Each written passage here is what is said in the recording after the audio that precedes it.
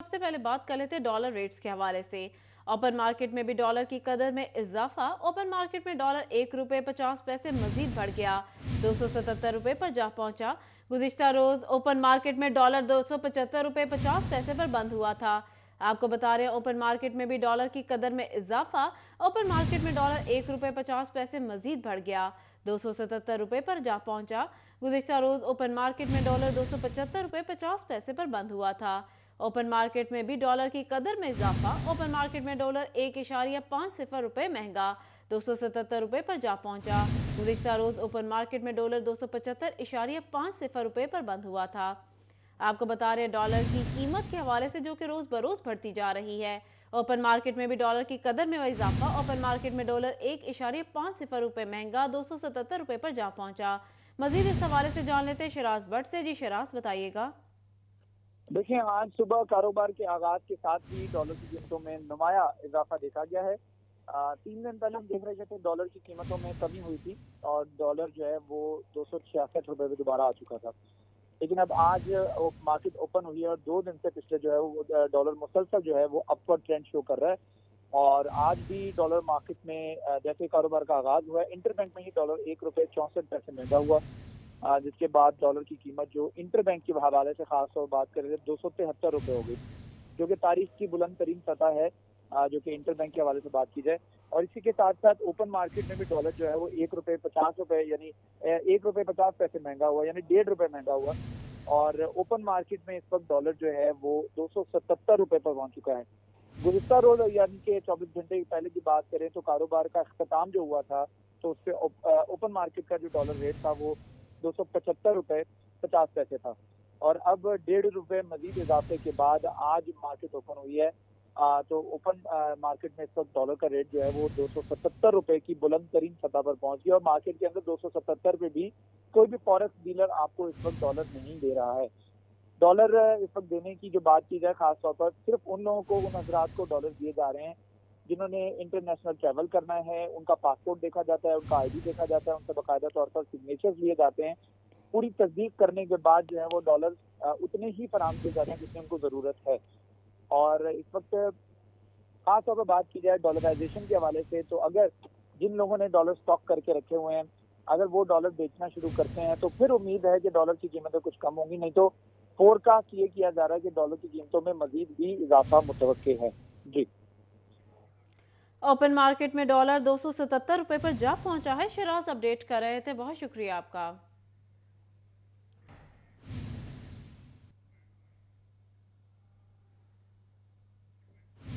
Dollar की कीमत में इजाफे से चाइनीज मोटरसाइकिल और लोडर रिक्शों की कीमत में भी भौचाल आ गया।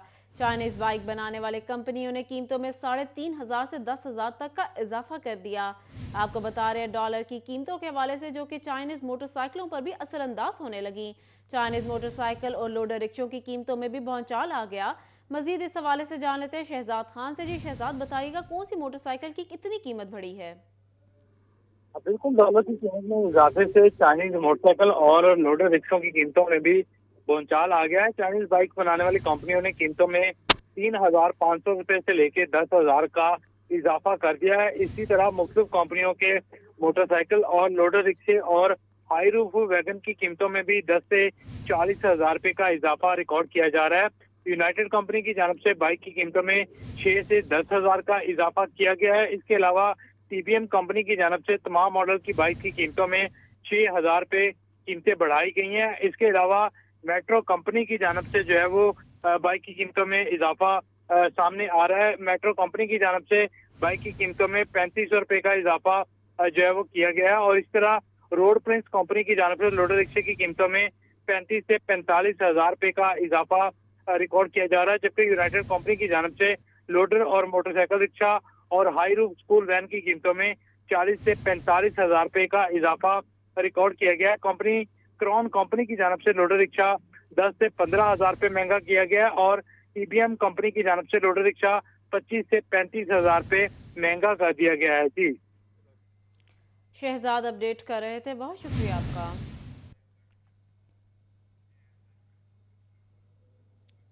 डॉलर महंगा होने से धागे की मुख्तलिफ इकसाम की कीमतें भी बढ़ गईं।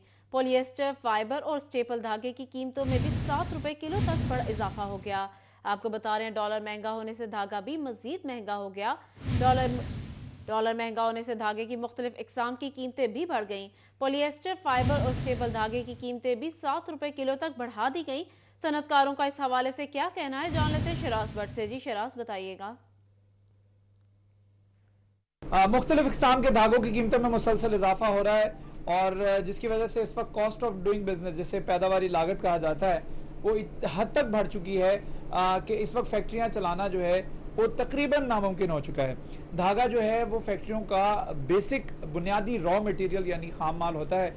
अगर वही कुव्वत खरीद से बाहर हो जाएगा तो फैक्ट्रियां किस तरीके से चलाई जाएंगी, इस पर गुफ्तगू करने के लिए हमारे साथ राना अब्दुल गफूर मौजूद हैं, all Pakistan embroidery machine association से। उनसे गुफ्तगू करते हैं। राना साहब, बताइएगा क्या कहेंगे, इस वक्त कारोबार चलाए रखने के कोई वजूहात बाकी नहीं रही, क्या कहेंगे? जी भट्ट साहब, देखें, डॉलर जो है वो एक हकीकत है कि वो बढ़ रहा है, लेकिन अगर हमारे धागे की बात की, ये 100% इम्पोर्ट होता है। इम्पोर्ट को आपको पता है 30 से 35 दिन या 40 दिन उसको आने में लगते हैं। अभी डॉलर का रेट इधर बढ़ा है, इन्होंने आगे बढ़ा दिया, इतनी तेजी आ गई है। और दूसरी चीज़ ये है कि मार्केट से इन सब लोगों ने धागा, ये स्टेपल वगैरह और दूसरे जो धागे हैं, पीसी वगैरह हैं, वो सब गायब कर दिए हैं कि आने वाले दिनों में किसी से पूछें जाके, क्या है 6-6 हज़ार रुपया एक बोरे का, और जो ऑर्डर थे वो सारे कैंसिल कर दिए कि जिनके एडवांस पेमेंटें गई थी वो भी कर दी हैं। ये ऐसे माफियात हैं जो यहाँ पे अफरा तफरी फैला रहे हैं। आप देखें, दूसरे ममालिक जो हैं, यूके की ले लें, कल वहाँ पे 5 लाख लोगों ने इस बात पे एहतजाज किया कि हमारी तनख्वाहें बढ़ाएं, हमारा गुजारा नहीं हो रहा, लेकिन कभी किसी चीज लोगों को हाईलाइट नहीं किया गया। उन्होंने तो नहीं कहा कि मुल्क डिफॉल्ट हो रहा है। हमारे यहाँ पे यह हाई एक क्रिएट की जा रही है। धागे की मुख्तलिफ इकसाम की कीमतें बढ़ चुकी हैं। शराज अपडेट कर रहे थे, बहुत शुक्रिया आप गया। नए साल का आगाज हो गया लेकिन बरामदात की बदहाली खत्म ना हो सकी। हुकूमत दरामदात कम करने में कामयाब, बरामदात भी कम कर बैठी। दरामदात की कमी से मुल्क में अशिया ज़रूरिया की भी कमी हो गई। एक माह में बरामदात 4.41% कम हुई। साल 2023 के पहले माह की तिजारती रिपोर्ट जारी कर दी गई। मजीद जान लेते हैं मोहम्मद बिलाल डोगर से। जी बिलाल, इदारा शुमारियात की जारी करदा रिपोर्ट के बारे में तफसीलन आगाह कीजिएगा। जी बिल्कुल, इस वक्त अदारा शुमारियात की जानिब से बरामदी रिपोर्ट जो है दरामदी वो जारी कर दी गई है, जिसके मुताबिक पाकिस्तानी दरामदात कम करते करते हुकूमत पाकिस्तान बरामदात को भी नीचे ले गई है। माली साल के पहले 6 महीनों में जहां बरामदात कम रही, वहीं साल 2023 के आगाज़ के पहले महीने के अंदर भी कोई अच्छी खबर नहीं है। 4.41% तक पाकिस्तानी बरामदात यानी कि एक्सपोर्ट्स जो हैं वो कम रही हैं, और दरामदात यकीनी तौर पर 1 अरब से कम हो गई, लेकिन इसके साथ बरामदात के ऊपर मनफी असरात मुरतब हुए हैं। ट्रेड डेफिसिट पाकिस्तान का यकीनन तौर पर 6.90% तक कम हुआ है, जो कि अगर देखें तो कमोबेश पौने 3 अरब से जायद तजारती खसारा गुज़िश्ता महीने था, जबकि इस महीने की रिपोर्ट के मुताबिक 2.5 अरब के करीब जो है वो तजारती खसारा रिपोर्ट किया जा रहा है। अगर इसी साल को रवां साल गुज़िश्ता रवां महीने के मुनासिबत से देखा जाए तो 15.42% तक बरामदात पाकिस्तान की कम हुई हैं। तजारती खसारा 22.71% कम हुआ है। मजमूई तौर पर जो माली साल के पहले 7 महीने हैं उनकी रिपोर्ट देखें तो 7.16% तक बरामदात कम हुई है, जबकि तजारती खसारा 31.97% कम हुआ है। 10 अरब का तजारती खसारा जो है 10 अरब की दरामदात जो है कम हुई है। गुज़िश्ता जो माली साल के 7 महीनों में पाकिस्तान की दरामदात थी वो 46 अरब से जायद थी, जबकि इस माली साल के पहले 7 महीनों में पाकिस्तानी दरामदात 36 अरब डॉलर से कुछ ऊपर जाकर अभी तक पहुंची हैं। और ये पाकिस्तान के अंदर दरामदी पाबंदियां इतनी ज़्यादा लगाएगी जिसके असरात जो है नज़र भी आ रहे हैं, लेकिन इसके साथ साथ बरामदात के ऊपर बहुत ज़्यादा मनफी असरात मुरतब हो रहे हैं। जबकि तजारती खसारे की बात करें तो 31.97% रिपोर्ट से मुतालिक बिलाल अपडेट कर रहे थे, बहुत शुक्रिया आपका।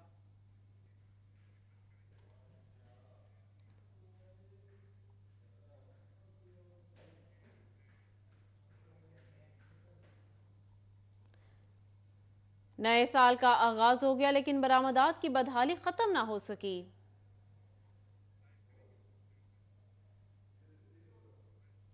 पंजाब हुकूमत के इकदामात पर इंतजामिया मौसर हिकमत अमली न अपना सकी।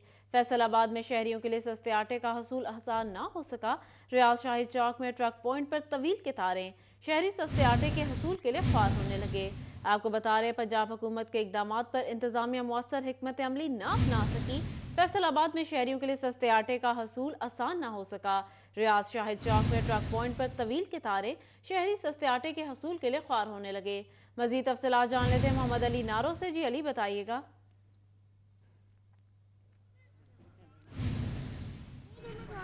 जी बिल्कुल, जहां पर दुनिया के दूसरे ममालिक ज़मीन से मरीख का सफ़र तय करने की सोच रहे हैं, मरीख पर शिफ्टिंग का सोच रहे हैं, वहीं पर वतने अजीज़ में आटे का काल पड़ा हुआ है। सस्ते आटे के हसूल के लिए शहरियों को तवील कितारों में लगकर खार होना पड़ रहा है। जो मुल्क कभी इजाफी गंदम दूसरे मुल्कों को एक्सपोर्ट किया करता था, वहाँ पर सस्ता सरकारी आटा आम आदमी की पहुँच से दूर होता जा रहा है। कितारें नज़र आती हैं, शाहजेब आपको दिखा सकें कि ये कितार लगी हुई है, ठीक है, और कई घंटों से यहाँ पर लोग आते हैं, कितारों में खड़े होते हैं, बाद में आटा मिलता है। मेरे साथ शहरी मौजूद भी हैं, इनसे भी लेते हैं।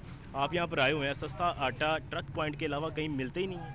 नहीं जी, नहीं ਇੱਥੇ ਲਾਈਨਾਂ ਜਿਹੜੀ ਜਲੀਲ ਹੋਣਾ ਪੈਂਦਾ ਤੇ ਆਟਾ ਕੋਈ ਨਹੀਂ, ਜਦੋਂ ਵਾਰੀ ਆਉਂਦੀ ਤੇ ਆਟਾ ਮੁੱਕ ਜਾਂਦਾ। ਬੜੀ ਆਵਾਮ ਤੰਗ ਆ। ਗਵਰਨਮੈਂਟ ਨੂੰ ਚਾਹੀਦਾ ਇਹਦੇ ਵਾਸਤੇ ਕੋਈ ਇੰਤਜ਼ਾਮ ਕਰੇ ਵੀ ਹਰ ਸ਼ਹਿਰੀ ਨੂੰ ਆਟਾ ਮਿਲਣਾ ਚਾਹੀਦਾ। अच्छा, कब से आप खड़े हैं यहाँ? ਮੈਂ ਖੜਾ ਜੀ 1.5 ਘੰਟਾ ਹੋ ਗਿਆ, ਅਜੇ ਨਹੀਂ ਥੈਲਾ ਨਹੀਂ ਮਿਲਿਆ। ਤੇ ਗਵਰਨਮੈਂਟ ਨੂੰ ਚਾਹੀਦਾ ਵੀ ਐ ਨਾ ਹਰ ਕਿਤੇ ਇਲਾਕੇ 'ਚ ਗੱਡੀਆਂ ਖੜੀਆਂ ਹੋਣੀਆਂ ਚਾਹੀਦੀਆਂ। बड़ी दूर गड्डियां खड़ाइया हुई, उत्थे बंदा इन्ना होंदा, बारी नहीं आती हैगी। बारी नहीं आती है, लंबी लाइनों में लगना पड़ता है। आप मेरे पास आते हैं, कब से आप यहाँ पे आए हुए हैं और कितने थैले लेने आए थे? कोई मिल गया या नहीं मिला? नहीं, अभी तक तो कोई नहीं मिला। 1 घंटा हो गया लगा हुआ है, लेकिन वो कह रहे हैं अभी चेंज लेके आए, कभी कुछ 1.5 घंटा हो गया, लेकिन थैला नहीं मिल रहा। बाहर से तो मिल ही नहीं रहा, अगर मिलता भी है वो ब्लैक में दे रहे हैं। 650 का इधर से लेके 700, 800, 900 तक दे रहे हैं, यही 10 किलो का थैला।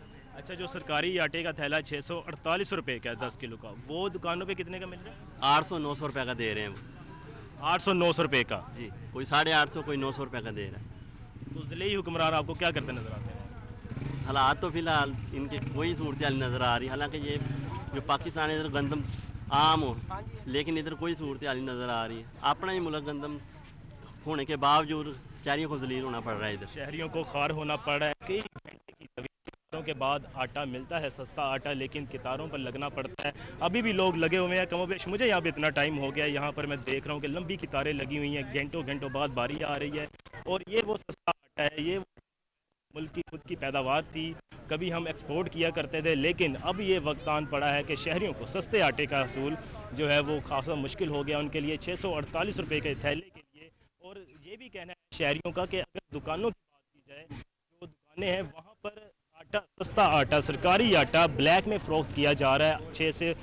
648 रुपए की बजाय 700-800 रुपए के थैले फरोख्त किए जा रहे हैं। शहरियों का कहना है जो ज़िली इंतज़ामिया है वो मौसर हिकमत अमली अपनाए और जो आटे की फराहमी है हर शहरी के लिए यकीनी बनाए, ताकि उसको आम दुकानों पर आटा मुयसर आ सके, ना कर उसको जगह जगह पर ट्रक पॉइंट पर जाकर खार होना पड़े, लंबी कितारों पर लगना पड़े। सिर्फ यही सूरत हाल यहाँ ही नहीं है, परवीन शकर कम्प्लेक्स हो, कलीम शहीद पार्क हो, इसके अलावा पहाड़ी ग्राउंड हो, कश्मीर पार्क हो, मिल्लत चौक हो, आपको हर जगह पर ट्रक पॉइंट पर शहरियों की तवील कितारें नजर आएंगी, जो कि ज़िली इंतज़ामिया की नाअहली का मुंह बोलता सबूत दिखाई देता है।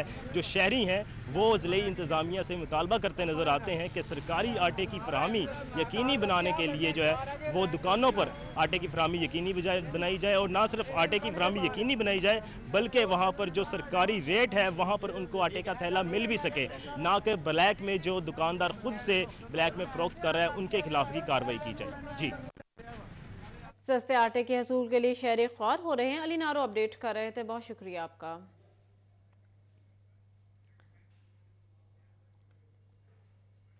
किसान नहीं खुशहाल तो मुल्क कैसे होगा खुशहाल?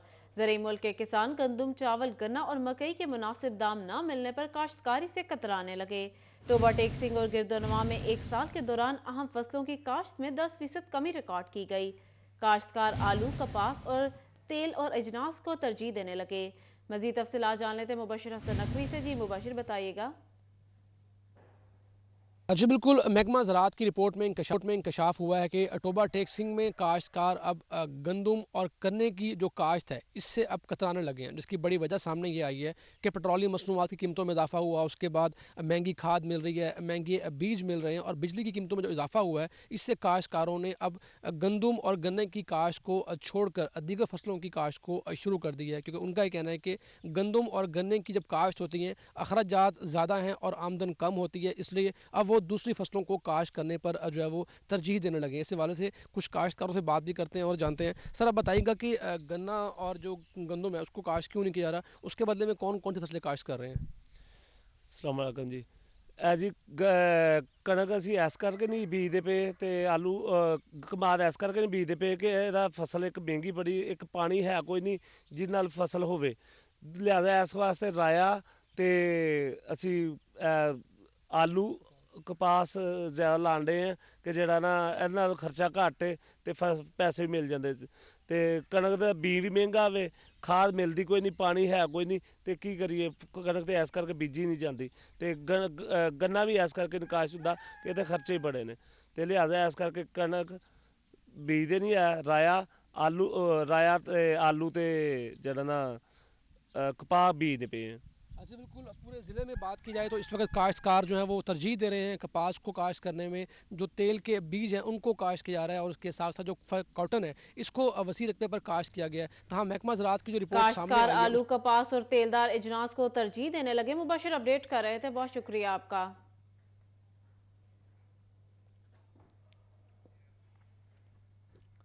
चिन्यूट मौजूदा महंगाई के दौर में आम आदमी के लिए घर बनाना मुश्किल हो गया। ईंटों की कीमत 12,000 रुपए तक पहुंच गई। रेत बजरी की कीमतें भी आसमान से बातें करने लगी। आपको बता रहे हैं, चिन्यूट में मौजूदा महंगाई के दौर में आम आदमी के लिए घर बनाना मुश्किल हो गया। ईंटों की कीमत 12,000 रुपए तक पहुंच गई। रेत बजरी की कीमतें भी आसमान से बातें करने लगी। इमारती मटीरियल खरीदना कितना मुश्किल हो गया है, जान लेते हैं वकार घुम्मन से। जी वकार, बताइएगा। आज के इस महंगाई के दौर में गरीब आदमी के लिए घर बनाना दिन ब दिन मुश्किल होता जा रहा है। इमारती सामान की जो कीमतें हैं वो भी काफ़ी हद तक बढ़ चुकी हैं, जिसकी वजह से जो प्रोडक्शन कास्ट है किसी भी घर की वो काफ़ी हद तक बढ़ चुकी है। हमारे साथ इस वक्त हम ईंटों के एक स्टॉल पर मौजूद हैं। क्या रेट है इसी बारे में जानते हैं। की लैन आए हो तुसी? ਅਸੀਂ ਜੀ ਅਟੈਲਾ ਛੱਤ ਵਾਸਤੇ ਲੈਣ ਆਏ ਸਾਂ ਜੀ, ਤੇ ਪਰਸੋਂ ਇਹਨਾਂ ਕੋਲ ਰੇਟ ਪੁੱਛ ਕੇ ਗਏ ਆ, ਤਕਰੀਬਨ 3 ਦਿਨ ਪਹਿਲੇ ਇਹਨਾਂ ਨੇ ਕਿਹਾ ਜੀ 10,000 ਰੁਪਏ ਤੋਂ ਤੁਹਾਨੂੰ ਅਸੀਂ ਲਗਾ ਦੇਵਾਂਗੇ। ਅੱਜ ਆਏ ਆ ਤੇ ਕਹਿ ਰਹੇ ਨੇ ਜੀ 12,000 ਰੁਪਏ ਤੋਂ ਘੱਟ ਨਹੀਂ ਹੋਣਾ, ਸਾਨੂੰ ਪਿੱਛੋਂ ਮਾਲ ਮਹਿੰਗਾ ਮਿਲ ਰਿਹਾ, ਤੇਲ ਵੱਧ ਗਿਆ, ਤੇਲ ਦੀ ਵਜ੍ਹਾ ਨਾਲ ਅਸੀਂ ਬੜੇ ਮਤਲਬ ਪਰੇਸ਼ਾਨ ਆ। ਤੇ ਅਸੀਂ ਹਾਲਾਂਕਿ ਘਰੋਂ ਲੈ ਕੇ ਆਏ ਆ 30,000 ਰੁਪਈਆ, ਅਸੀਂ ਸੋਚਿਆ ਵੀ ਚਲੋ ਅੱਗੇ ਸਾਨੂੰ ਉਸੇ ਟਾਰਗੇਟ ਦੇ ਮੁਤਾਬਿਕ ਹਰ ਚੀਜ਼ ਮਿਲ ਜਾਏਗੀ, ਲੇਕਿਨ ਸਾਨੂੰ ਨਹੀਂ ਮਿਲੀ। ਅੱਗੇ ਆਏ ਆ, ਅੱਗੇ ਆ ਕੇ ਅਸੀਂ ਇਹਨਾਂ ਨੂੰ ਪੁੱਛਿਆ ਤੇ ਇਹਨਾਂ ਨੇ ਕਿਹਾ ਜੀ 40,000 ਰੁਪਏ 50,000 ਰੁਪਏ ਇਸ ਤੋਂ ਥੱਲੇ ਤੁਹਾਨੂੰ ਨਹੀਂ ਦੇਣਾ ਅਸੀਂ ਸਮਾਨ। ਟੀਆਰ ਗਾਰਡਰਾਂ ਜਾਂਦੇ ਆ ਤੇ ਉਹ ਕਹਿੰਦੇ ਨੇ ਭਾਈ ਜਾਨ ਅਗਲੇ ਲੋਹੇ ਦਾ ਰੇਟ ਚੜ ਗਿਆ ਤੇ ਸਾਡੀ ਵੀ ਮਜਬੂਰੀ ਹੈ, ਕੀ ਕਰੀਏ, ਗਵਰਨਮੈਂਟ ਪਿੱਛੋਂ ਸਾਨੂੰ ਕੋਈ ਹਿਸਾਬ ਕਿਤਾਬ ਨਹੀਂ ਦੇ ਰਹੀ, ਨਾ ਕੋਈ ਸਬਸਿਡੀ ਦੇ ਰਹੀ ਹੈ, ਨਾ ਸਾਨੂੰ ਕੋਈ ਰਿਲੀਫ ਦੇ ਰਹੀ ਹੈ, ਤੇ ਅਸੀਂ ਤੁਹਾਡੇ ਵਾਸਤੇ ਕੀ ਕਰ ਸਕਦੇ ਹਾਂ। ਅਸੀਂ ਗਰੀਬ ਬੰਦੇ ਆ, ਇੱਕ ਕਮਰਾ ਬਣਾਉਣ ਵਾਸਤੇ ਸਾਨੂੰ 10-12 ਦਿਨ ਹੋ ਗਏ ਨੇ, 10-12 ਦਿਨਾਂ 'ਚ ਸਾਡਾ ਇੱਕ ਕਮਰਾ ਹੀ ਨਹੀਂ ਤਿਆਰ ਹੋ ਰਿਹਾ। एक 2 गार्डर ਤੇ कमरा पाना सीगा ਤੇ ਸਾਨੂੰ ਉਹਨੇ वक्त च पाया। बिल्कुल गरीब बंदे के लिए एक कमरा बनाना मुश्किल हो गया। ईंट है जो 12,000 की फी 1000 हो गई है। बजरी है जो तकरीबन 20,000 रुपए का फी सैकड़ा ट्रक हो गया है। इसी तरह रेत भी तकरीबन अपडेट कर रहे थे, बहुत शुक्रिया आपका।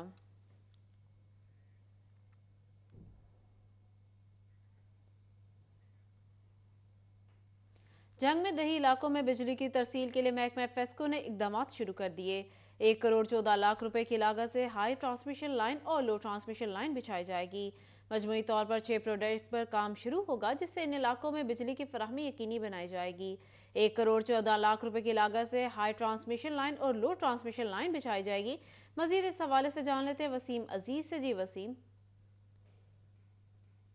जी बिल्कुल, जंग के ऐसे देही इलाके जहां पर हाई ट्रांसमिशन लाइन और लो ट्रांसमिशन लाइन पहले से मौजूद नहीं थी, उन इलाकों के लिए अच्छी खबर देखने में आ रही है। महकमा फेस्को की जानिब से 1,14,00,000 रुपए की लागत से जो है वो हाई ट्रांसमिशन लाइन और इसी के साथ लो ट्रांसमिशन लाइन जो है वो बिछाने का फैसला किया गया है। कुल ये 6 प्रोजेक्ट्स हैं जिनमें मुख्तलिफ देही इलाकों में ये ट्रांसमिशन लाइन्स बिछाई जाएंगी ताकि वहाँ पर जो बिजली की तरसील का अमल है उसे जो है वो उसको मुसलसल फराहमी को यकीनी बनाया जा सके। इसी के साथ वहाँ पर जो लोड शेडिंग और इसी के साथ वहाँ पर लो वोल्टेज का मसला था उसे कंट्रोल किया जा सके। इनमें ज़्यादातर जो देही इलाके हैं वो माड़ी शाह सखीरा और इसी के साथ मोलहिका इलाकों में जो है वो ये ट्रांसमिशन लाइंस बिछाई जाएंगी ताकि वहाँ पर रहने वाले शहरियों को फेस्को की जानिब से जो है वो किसी भी परेशानी का सामना ना करना पड़े। कर रहे थे, बहुत शुक्रिया आपका। जंग चैम्बर ऑफ कॉमर्स का सैयद मोहसिन रजा नकवी को खत। जंग के बेटे सैयद मोहसिन रजा नकवी को वज़ीर आला पंजाब बनने पर मुबारकबाद दी। खत में मुलाकात के लिए वक्त भी मांग लिया गया। आपको बता रहे जंग से चैम्बर ऑफ कॉमर्स का सैयद मोहसिन रजा नकवी को खत। मजीद इस हवाले से जान लेते हैं मोहम्मद रमजान मिर्जा से। जी रमजान, बताइएगा। जी बिल्कुल, जंग चैम्बर ऑफ कॉमर्स की जानिब से सैयद मोहसिन रजा नकवी को निगरान वज़ीर आला पंजाब बनने के ऊपर मुबारकबाद दी गई है। और इस खत के अंदर जो कि सदर चैम्बर ऑफ कॉमर्स और जो नायब सदूर हैं उनकी जानिब से लिखा गया है, उसमें मुलाकात का वक्त जो है वो फरवरी के दौरान मांगा गया है ताकि जंग के मसाइल और जो ताजर और इसके साथ साथ सनतकार बरादरी है उनके मसाइल जो हैं वो वज़ीर आला पंजाब के साथ जो हैं वो डिस्कस किए जा सकें। तवक्को की जा रही है कि जो रमजान अपडेट कर रहे थे, बहुत शुक्रिया आपका। डिस्कोट समुद्री लाइन में कम सुई गैस प्रेशर के मसाइल हल करने का फैसला। हाई प्रेशर सुई गैस पाइपलाइन बिछाई जाएगी। लैंड एक्विजिशन कलेक्टर पंजाब ने जगह के लिए डिप्टी कमिश्नर फैसलाबाद को मरासला भेज दिया। मजीद तफसीलात जान लेते हैं इमरान असलम से। जी इमरान, बताइएगा। डिस्कोट समुद्री सुई गैस पाइपलाइन में हाई प्रेशर लाइन की तनसीब का फैसला किया गया है और पंजाब लैंड एक्विजिशन कलेक्टर की जानब से डिप्टी कमिश्नर फैसलाबाद को मरासला जारी कर दिया गया है। महकमा सुई नादरन गैस की डिमांड पर डिस्कोट समुद्री लाइन पर जो है वो नई हाई प्रेशर जो है वो पाइपलाइन बिछाई जाएगी जिससे जो है वो कम प्रेशर वाले जो है वो मसाइल हल किए जाएंगे। और लैंड एक्विजिशन कलेक्टर पंजाब की जानब से डिप्टी कमिश्नर कमिश्नर फैसलाबाद को मरासले में इस्तदा की गई है कि जल्द से जल्द जो है वो पाइपलाइन के लिए जो है वो जगह मुख्तस की जाए और सुई गैस नादरन गैस कंपनी की हकाम के मुताबिक वहाँ पर जो है वो पाइपलाइन बिछाने के हवाले से महकमा को जगह दरकार है। और कमिश्नर और डिप्टी कमिश्नर फैसलाबाद से इस्तदा की गई है कि जल्द से जल्द डिस्कोट समुद्री जो है वहाँ तक जो है वो हाई प्रेशर पाइपलाइन बिछाने के हवाले से जगह मुख्तस की जाए ताकि डिस्कोट समुद्री लाइन के जितनी भी इलाका मकीन है वहाँ पर हाई प्रेशर पाइपलाइन बिछाने के हवाले से जो है वो इकदाम उठाए जा सके और शहरियों को जो है वो बर वक्त जो है वो बिला तअत्तल जो है वो हाई प्रेशर में गैस फराहमी। इमरान अपडेट कर रहे थे, बहुत शुक्रिया आपका।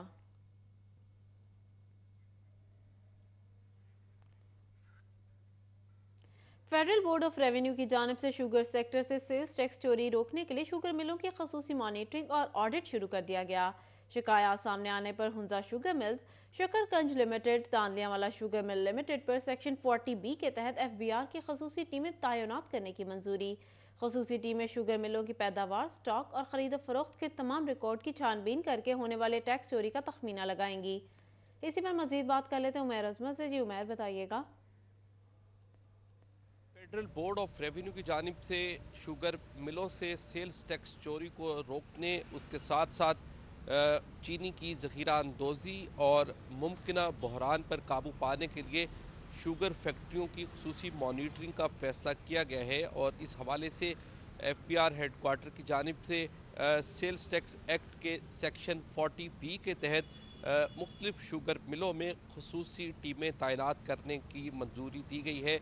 और इस हवाले से फैसलाबाद में हुंजा शुगर मिल्स, उसके साथ साथ तांदियावाला शुगर मिल्स और शकरगंज लिमिटेड जो है इन फैक्ट्रियों की खुसूसी मॉनिटरिंग की जाएगी। और इस हवाले से फैसलाबाद रीजनल टैक्स दफ्तर हुक्काम को हिदायत जारी कर दी गई हैं कि वो वहाँ पे खुसूसी टीमें तैनात करें और डिप्यूट करें, जिसके बाद ये टीमें जो हैं वहाँ न सिर्फ तैनात होगी बल्कि वहाँ उन फैक्ट्रियों में होने वाली जितनी भी पैदावार है उसके साथ साथ इनका स्टॉक है, उसके साथ उनकी जितनी भी खरीदो फरोख्त है उस तमाम के रिकॉर्ड की छानबीन करेंगी, जबकि उसके साथ साथ शुगर मिलों में जो पैदावार हो रही है और इस बात को भी यकीनी बनाया जाएगा कि आया कि ट्रैक एंड ट्रेस सिस्टम के तहत उनके जो सेल्स टैक्स अदायगियों का निज़ाम है उस पर भी मौसर तरीके से अमल दरामद हो रहा है या नहीं। तो इस हवाले से FPR की जो खुसूसी टीमें हैं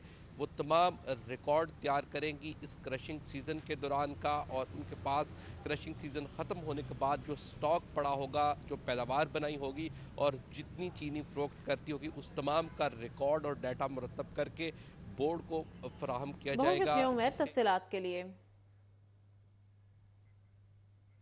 फैसलाबाद में सोशल वेलफेयर के इदारे विमेन प्रोटेक्शन सेंटर का अमला 2 कमरों पर मुश्तमिल दफ्तर में काम करने पर मजबूर। डिप्टी कमिश्नर के हुक्म के बावजूद विमेन प्रोटेक्शन सेंटर के कमरे यूनियन काउंसिल के कब्जे से खाली ना कराए जा सके। मजीद जान लेते हैं मरियम रजा से। जी मरियम, आगाह कीजिएगा। कमिश्नर का जो फैसला था वो भी हवा में उड़ा दिया गया।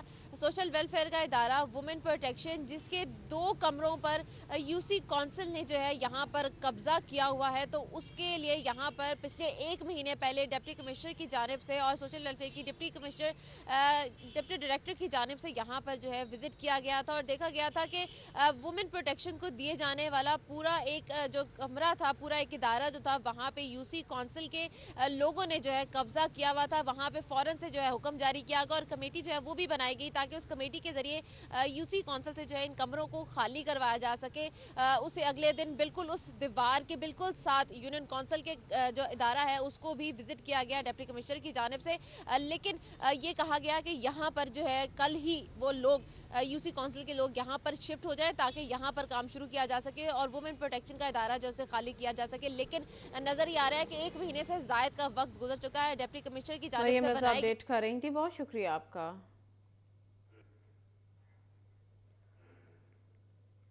फैसलाबाद में FDA के जेरे कंट्रोल रिहायशी कॉलोनियों और कमर्शियल मार्केट के मकीनों की मुश्किलात आसान। जायदादों के रिकॉर्ड और ट्रांसफर के लिए डिजिटलाइजेशन का अमल शुरू कर दिया गया। प्रॉपर्टी मालिकान को आइंदा माह स्मार्ट कार्ड का इजरा शुरू करने का इंदिया भी दे दिया गया। मजीद तफसीलात जान लेते हैं वकास बेग से। जी वकास, बताइएगा।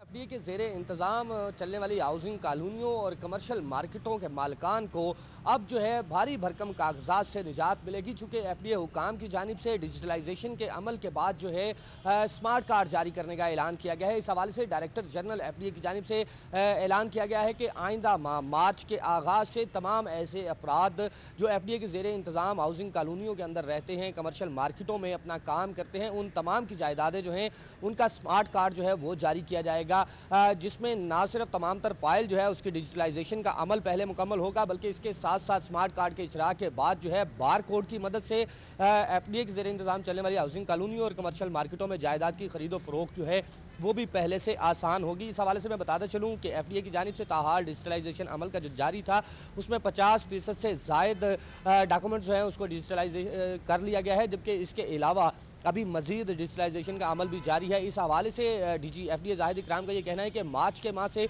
न सिर्फ स्मार्ट कार्ड जारी किए जाएंगे, बल्कि स्मार्ट कार्ड के इजरा के बाद शहरियों को अपनी प्रॉपर्टी ट्रांसफ़र करवाने के लिए FDA दफातर के ज़्यादा से ज़्यादा चक्कर नहीं लगाना पड़ेंगे, बल्कि सिर्फ एक ही चक्कर में स्मार्ट कार्ड के ज़रिए से तमाम तर प्रॉपर्टी का रिकॉर्ड जो है वो उनके फिंगर टिप्स पे होगा और उसको ट्रांसफ़र भी किया जा सकेगा। जबकि दीगर अदालती तफसीलात से आगाह करने के लिए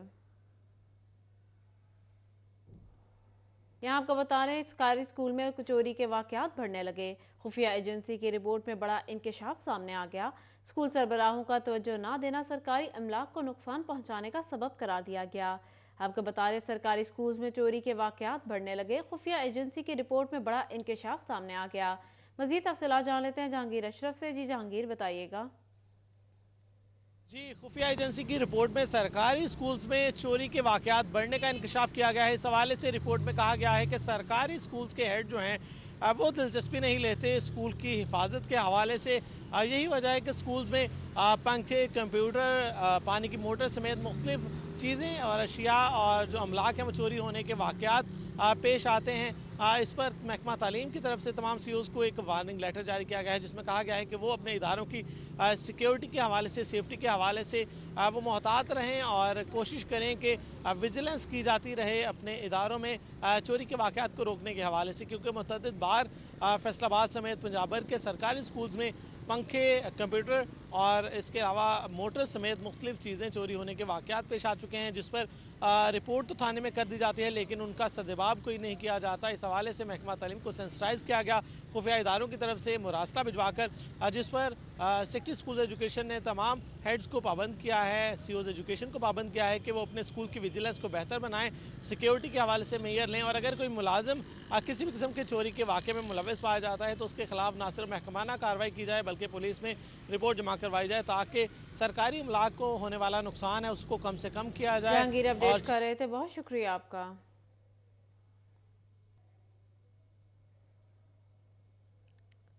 फैसलाबाद में एडिशनल डिस्ट्रिक्ट एंड सेशन जज मुंसिफ अली खान ने कत्ल केस का फैसला सुना दिया। मुलजिम को उम्र कैद और 5,70,000 जुर्माने की सजा का हुक्म दिया गया। मजीद इस हवाले से जान लेते हैं हाशिर वड़ाइच से। जी हाशिर, बताइएगा।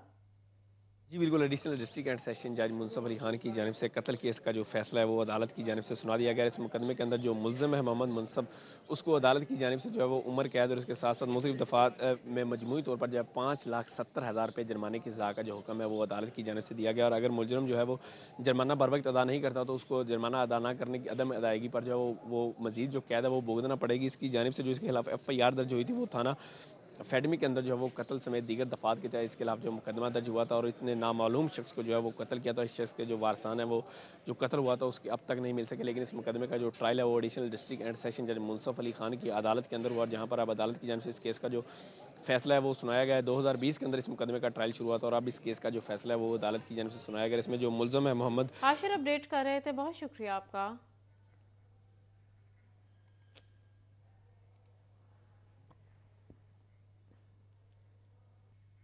फैसलाबाद समेत पंजाब भर के हजारों असातिज़ा के लिए अच्छी खबर।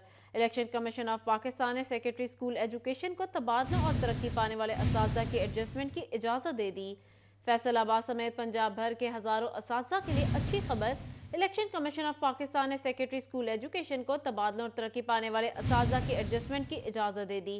मजीद इस हवाले से जान लेते हैं जुनैद रियाज से। जी जुनैद, बताइएगा।